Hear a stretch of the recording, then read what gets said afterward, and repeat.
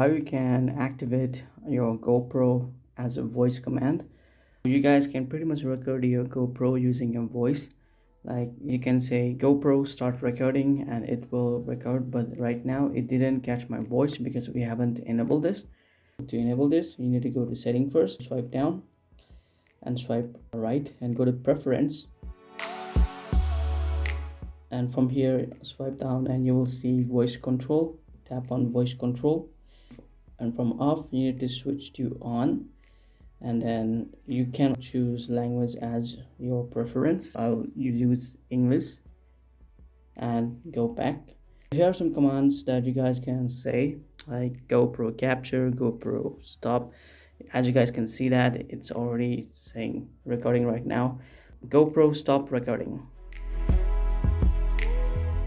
Well, there we go. GoPro capture. GoPro stop recording. GoPro take photo. Alright, it's that simple to activate voice command on any of the GoPro that you guys are using. I'm using Hero 11. You guys can do on any other GoPros. It will work just same as it is. You can quickly disable this as well. Swipe down, and from here you can disable. You can see this icon over there. Simply tap or toggle off. This is it, guys.